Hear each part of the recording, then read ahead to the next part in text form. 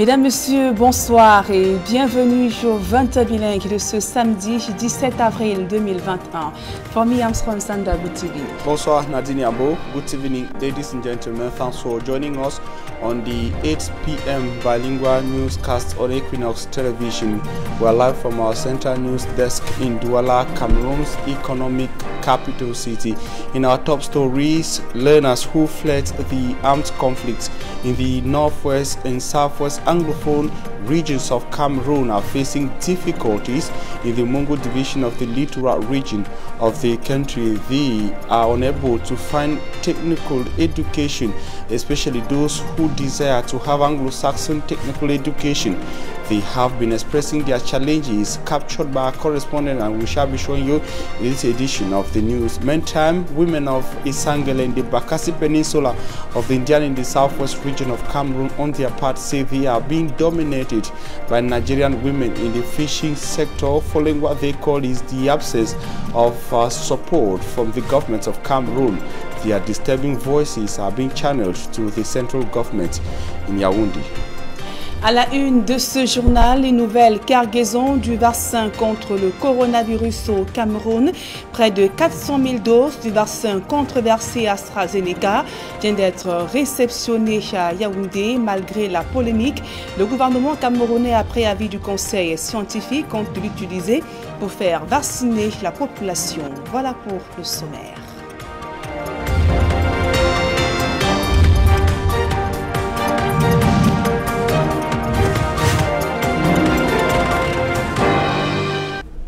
Mesdames, Messieurs, une fois encore, bonsoir et merci d'honorer ce rendez-vous de l'information sur Equinox Télévision. Je vous le disais en titre, les premiers lots du vaccin AstraZeneca réceptionnés à Yaoundé, les 391 200 doses sont arrivées il y a quelques minutes seulement via l'aéroport de Yaoundé-Simalène. Comme vous pouvez le voir sur ces images, il s'agit ici d'une première cargaison puisque le gouvernement, grâce à la facilité COVAX, va bénéficier d'1 752 000 doses du vaccin controversé avant la fin du mois de mai 2021. Le vaccin AstraZeneca contre le coronavirus est entouré de fortes substitutions après les décès observés en Europe durant les campagnes de vaccination. Après avoir donné l'impression de renoncer à l'utilisation de ce vaccin, le gouvernement a finalement annoncé lors d'une conférence de presse du ministre de la Santé publique et de la Communication que le Cameroun opte malgré tout pour l'utilisation de ce vaccin controversé. Tout autre chose à présent, la société civile s'inquiète de la prolifération des boissons alcoolisées frelatées sur le supermarché et les lieux de loisirs. Elle vient d'organiser un atelier de sensibilisation des populations à Yaoundé, occasion pour les forces de l'ordre d'évoquer toutes les difficultés qu'elles ont du mal à traquer les contrefacteurs du fait des complicités au sein de l'administration camerounaise. Le reportage de Marcelin Gansop. Vous avez ceci, ça coûte 80 000, 100 000 en boîte. Ceci a été saisi dans une boîte de nuit. C'est devenu le train-train quotidien, à savoir d'importantes saisies de whisky, vin et autres boissons frelatées, du grain à moudre pour la douane et les éléments de nos forces de sécurité. Dans certains ménages, aujourd'hui, on en trouve des personnes aujourd'hui qui fabriquent des boissons dans des conditions pas possibles. Nos marchés à ce jour sont inondés de toutes formes de boissons que nous trouvons, non seulement dans les débits de boissons, dans les bars, dans les snacks, dans les gargotes. Comment comprendre aujourd'hui qu'on retrouve des boissons qui sont vendues dans les brouettes, dans les pousses? Comment expliquer l'origine de ces boissons? Les maladies, et pourquoi pas la mort, se trouvent désormais dans ces emballages que la plupart des consommateurs confondent au bon. Il y a un contrôle visuel à faire que tout le monde, tout consommateur lambda peut faire. Regardez l'étiquette. Si c'est que vous êtes un habitué de produit, vous avez l'habitude de consommer tel, regardez également la couleur. Maintenant, il y a aussi un problème de vignettes. Il y a beaucoup de fausses vignettes. Des vignettes photocopiées également qui nous permettent de douter de l'origine du produit. La lutte contre la contrefaçon et la contrebande est d'autant plus difficile que les auteurs et leurs complices bénéficient très souvent des soutiens qui s'établissent au sein même de l'administration. Les hommes en tenue en sont parfois dépassés, impuissants qu'ils sont de bien faire leur travail. Lorsque nous descendons sur le terrain, même pour se saisir, c'est pas facile. Nous retrouvons régulièrement une résistance farouche et parfois même il y a trop d'interventions. Il faut que je vous dise la vérité. Devant ce sombre tableau, les associations de consommateurs jouent la carte de la sensibilisation. C'est la seule arme dont elles disposent pour préserver la santé des populations. Tant que le consommateur ne peut pas avoir sur le marché les boissons de qualité, l'eau de qualité, le vin de qualité, le whisky de qualité, nous mourrons à petit feu. Beaucoup ne savent pas que sur chaque boisson, non seulement il y a certains estampillages qui attestent l'originalité de cette boisson, la qualité de cette boisson, les conditions dans lesquelles cette boisson a été fabriquée, les éléments nutritifs aujourd'hui contenus dans une bouteille de boisson, les dates de fabrication et même les dates de péremption. La contrefaçon et la contrebande, deux fléaux qui en plus de tuer l'économie, tuent également le consommateur à petit feu. Le faux a pignon sur rue et se vend partout et parfois à prix d'or. Le consommateur non avisé achète peut-être sa mort sans le savoir. Alors que les délestages battent le plein dans la cité capitale à Yaoundé, la Sonatrel doit faire face notamment aux réticences des populations à céder leur terrain pour que des installations électriques y soient effectuées. En réponse, les populations de Niom 1, dont la banlieue nord de Yaoundé, viennent d'être indemnisées et les travaux relatifs aux installations électriques vont reprendre d'ici les prochaines semaines. Écoutons donc à présent cette réaction du directeur général de la Sonatrel, Victor Mbemi, ainsi que des populations de Niom 1 au micro d'Equinox Télévision. Je suis vraiment très contente parce que ce projet a vraiment beaucoup duré. À un temps de la vie, il a été même découragé que sûrement que c'était le barbare, que ça n'a jamais existé. Mais mes rêves étaient même que ça n'existe pas. Je suis très fière parce qu'ils m'ont quand même donné encore un truc qui peut encore me relancer, payer encore un autre terrain ailleurs et reconstruire notre maison. C'est une grande satisfaction. Depuis, on a été victime des évaluations depuis 5 ans. Et on a connu, vous savez, lorsqu'une évaluation passe sur le site, vous êtes privé de faire quoi que ce soit. Alors, lorsque ça aboutit au paiement aujourd'hui, nous ne sommes que satisfaits. Et nous disons merci à tous ceux qui ont œuvré pour que ce projet aboutisse aujourd'hui au paiement.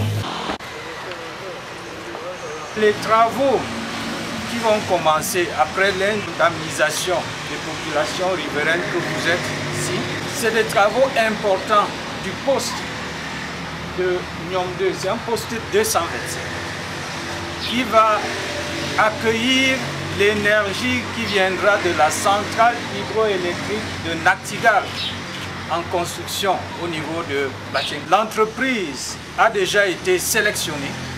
Il ne restait plus qu'à indemniser les populations riveraines conformément à nos lois en vigueur avant le démarrage effectif des travaux. J'imagine donc quelle a été votre patience. Je suis heureux qu'aujourd'hui, il y ait cet aboutissement-là par le paiement, n'est-ce pas, effectif de vos indemnités compensatoires. Je vous remercie aussi pour votre civisme.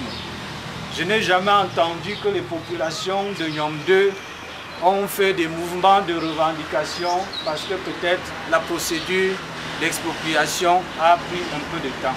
Je souhaite que la commission, qui a déjà bien commencé avec les populations dans l'harmonie, n'est-ce pas, continue dans ce même élan. Et comment réduire l'ignorance des femmes dans le numérique et les aider à être plus autonomes? Les élites du Mbéré, dont la région de la Damawa, ont initié 100 femmes à l'outil informatique. Le reportage de Jean-Blaise Noupégué et Xavier Foucault. À l'heure où le monde fait des avancées impressionnantes dans le numérique, dans l'arrière-pays, la tendance est plus forte, surtout au sein de la gente féminine. C'est fort de ce constat, et dans le souci de combler ce retard, que des filles et des femmes du département du Mbéré, dans la région de la Damawa, ont été initiées au TIC.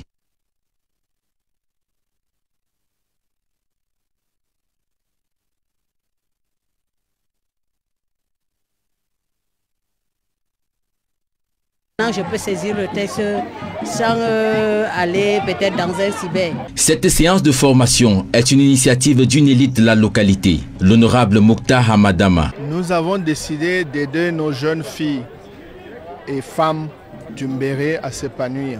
Avec une équipe que je conduis, nous avons décidé de prendre les dispositions pour que l'IAI forme nos jeunes filles. Et je encourage ces jeunes filles et dames de continuer. Les 100 femmes ainsi formées peuvent désormais utiliser leurs connaissances pour acquérir leur autonomie. Les prochaines séances de formation seront destinées aux jeunes garçons et aux hommes du département du Mbéré. En éducation, plusieurs établissements d'enseignement technique sont confrontés à une insuffisance du matériel d'équipement adapté pour la formation des apprenants, en plus de la vétusté du matériel existant, une carence qui affecte considérablement la qualité des enseignements dispensés. Illustration dans la région de l'Ouest Cameroun où plusieurs enseignants ont été recyclés sur l'utilisation du matériel d'apprentissage. Le reportage de Leclerc Sakem. Les lycées d'enseignement technique au Cameroun, pour la grande majorité, continuent de faire face à un problème réel du manque d'équipement dans les différentes disciplines qui y sont recensées. Une réalité qui freine considérablement la formation de qualité censée être transmise aux apprenants. À côté de cette préoccupation, il se pose le problème de la vétusté des équipements existants et la question de l'entretien de ces outils d'apprentissage. Ces équipements-là qui aident à la formation des jeunes dans les établissements. Ceux qui sont appelés à utiliser ces appareils soient capables de les maintenir.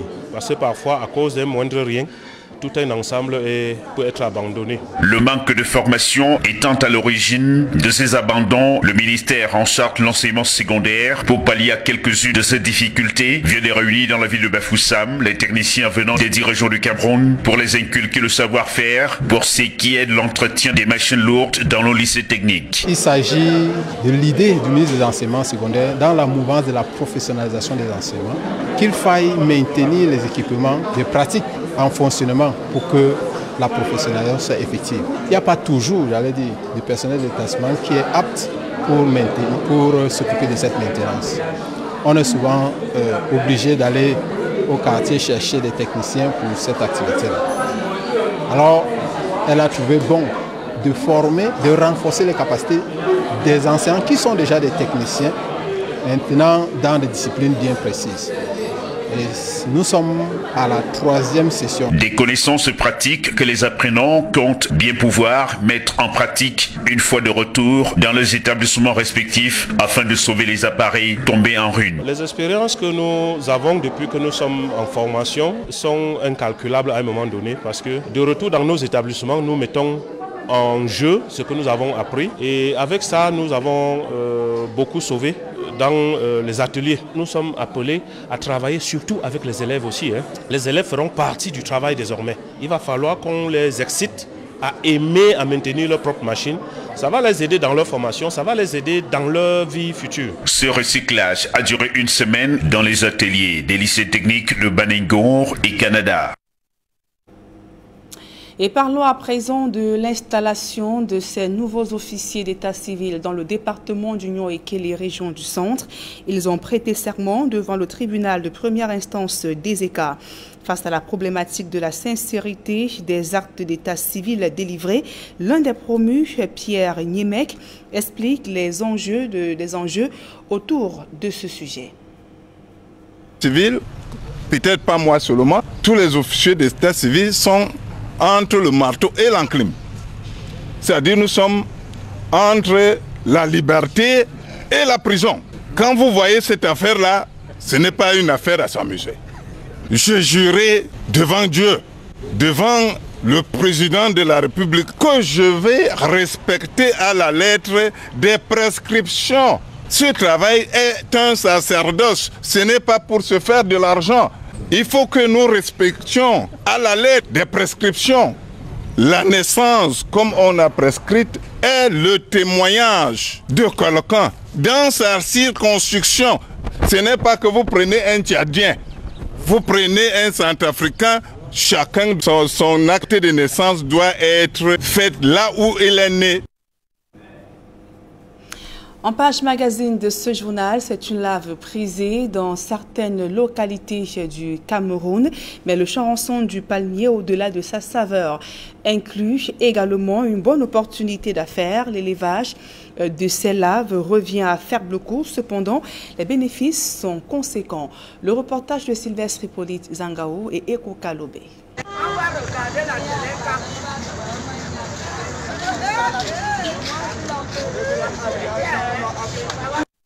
Gorgés de protéines, ces charançons de palmier se tortillent, aguichant les papilles des consommateurs.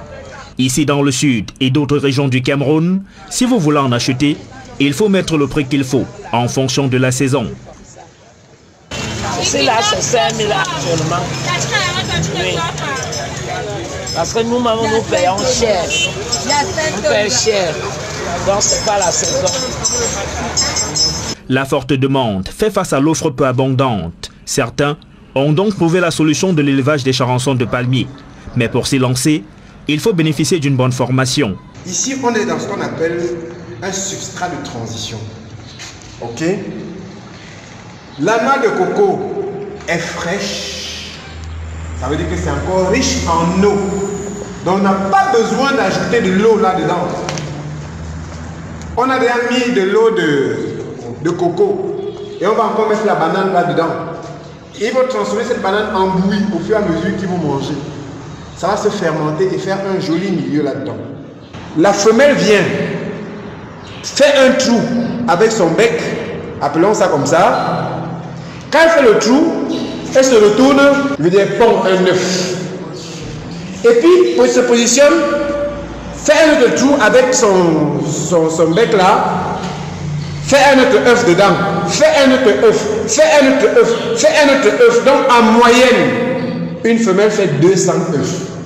Téclair Manga voit en ces charançons de palmier une bonne opportunité de se faire de l'argent. Elle a donc décidé de prendre part à la formation. J'ai vu en ça une bonne opportunité d'affaires. Donc je me suis préparée en conséquence pour venir être parfaitement équipée. Si au départ, il faut être patient, la persévérance produit forcément des fruits, affirment les experts dans le domaine. Une femelle pond en moyenne 200 œufs. 150 laves arrivent à maturité. À la vente, une vingtaine de charançons de palmier peut rapporter jusqu'à 5 000 francs CFA. Pour se lancer dans l'élevage, 10 000 francs CFA sont suffisants. Sur le plan nutritif, les charançons de palmier sont riches en protéines et en vitamine B, nécessaires pour l'organisme. Et bon appétit à tous ceux qui sont à table. À présent, la deuxième partie de ce journal avec vous, Formi Armstrong Sanda.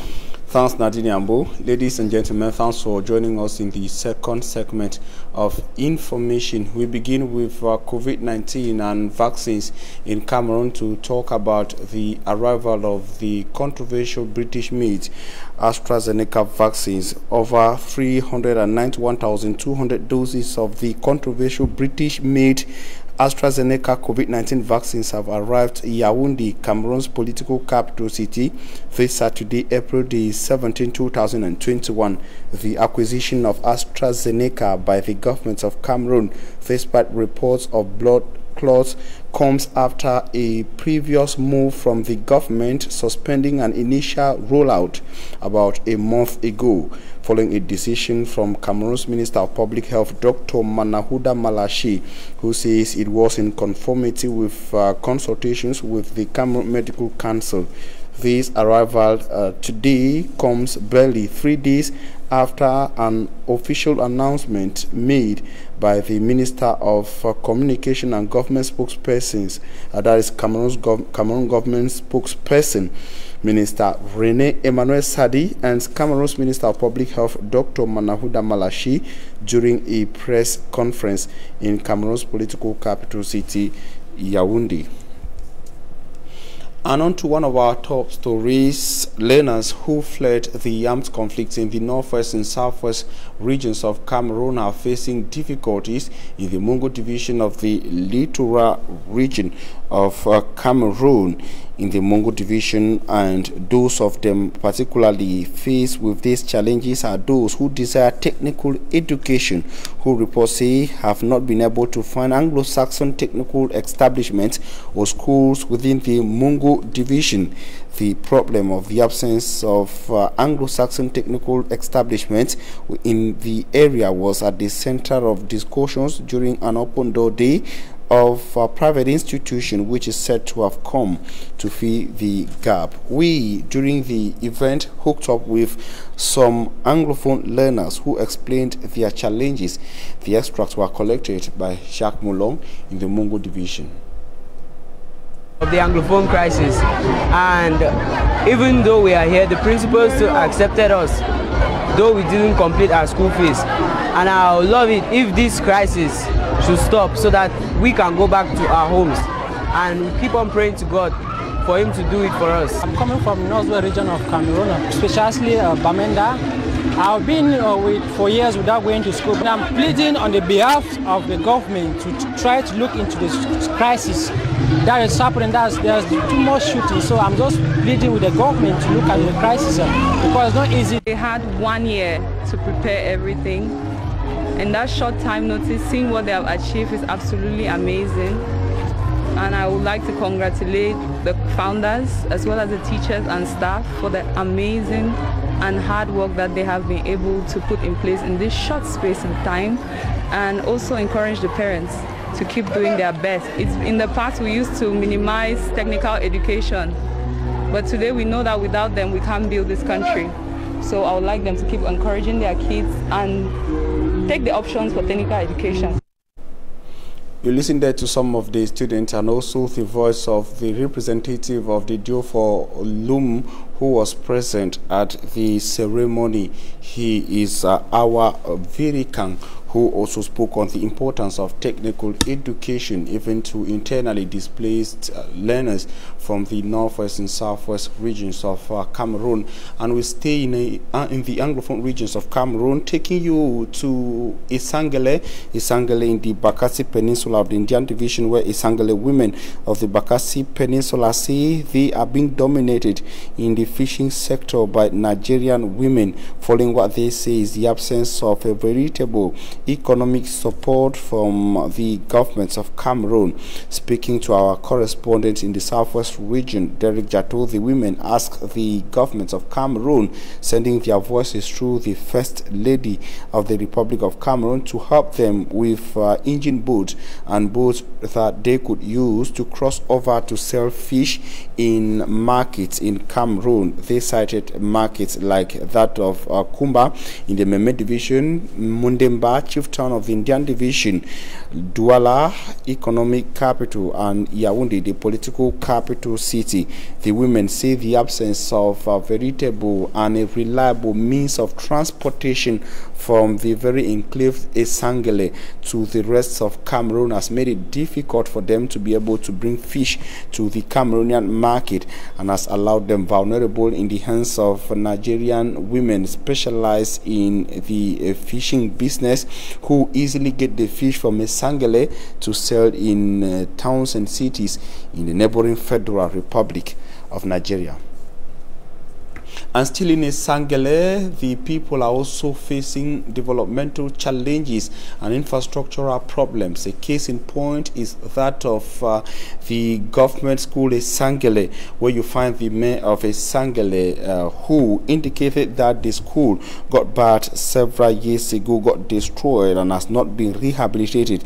The mayor took a correspondent to the school, where Magdalene Pondi, the mayor of Isangele Council, indicated that she too had studied in that school and is calling on elites and officials in charge of the basic educational sector to see the importance and the necessity of rehabilitating the establishment or the school building in order to make education easily accessible to those of Isangele.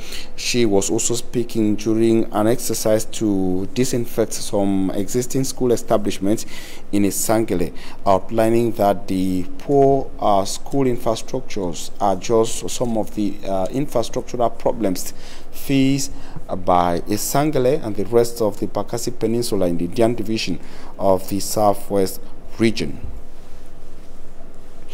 We stay in the Southwest region, moving from the Indian Division to the Faku of the region to say that Mai 14 Dibanda now has its traditional ruler following the assassination or following the death of their traditional ruler who was kidnapped and later found dead.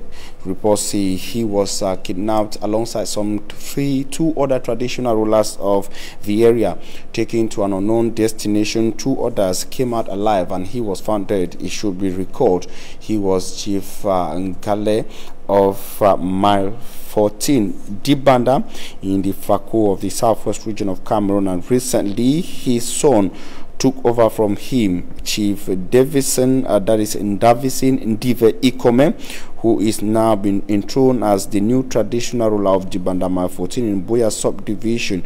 He took over from his traditional ruler, who that is from his father, who was traditional ruler of the locality before his unfortunate death. And now we stay in the area to leave, taking you from Mai 14 to Munya, where the new Prince of Munya, or the Prince of Munya on his part, has called on the people within the Munya, Upper Munya area to stay law-abiding, to work together to make the locality great again. He was speaking recently while meeting with inhabitants of the Upper Munya area. He said all those living in the area are all Cameroonians, with no one, or asking that no one should feel like he or she was a second citizen. It was during a ceremony that was attended by our correspondent in Boya, Derek Jato. And now, after that, we take you to the far north region of Cameroon, one of the regions suffering insecurity. That is the effects of insecurity caused by the activities of the Boko Haram terrorist group. And some of the women who got badly affected by the insecurity in the area have acquired skills thanks to one of the elites who brought them together under his foundation, as Immaculate Fogwe tells us in the following report. Many families in the Adamawa region cannot afford to send their children to school. The dropout rate is even higher with girls, as many of them are forced to get married at a very young age. Without any skills, these girls remain at home solely depending on their husbands. In order to help such helpless women earn a livelihood that can change their family status, the Mokhtar Hamadama Foundation trained 100 girls and women on modern ICT tools. According to the women, the training will enable them gain full-time or part-time employment in different companies. We have been trained on how to use the computer. I was able to sharpen my skills on global trends in information technology. Before I was blank, but now I am a professional. J'ai beaucoup amélioré au point de la technologie. Nous avons décidé d'aider nos jeunes filles. We decided to train young girls and women in Mbiri. Knowledge, they say, is power. So that is the reason why I and my team decided to launch this project. Nous avons décidé de prendre les dispositions pour que l'IA forme nos jeunes filles. The training will enable these women play an active role in development as they exploit the benefits of today's digital economy, which is a key driver of gender equality and women's empowerment. And that report brings us to the end of this bilingual edition of Information on Equinox Television. We thank you for your keen attention. Stay in the company of programs on Equinox. Nadine, have a nice evening. Merci, Fomi Armstrong Sanda, fin de ce journal. Mesdames et messieurs, merci pour votre aimable attention et passez d'agréables moments en compagnie de nos programmes.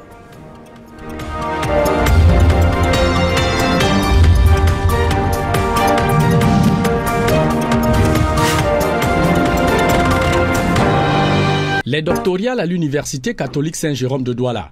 Voilà une trouvaille qui révolutionne déjà l'obtention des doctorats en milieu universitaire camerounais. La formule consiste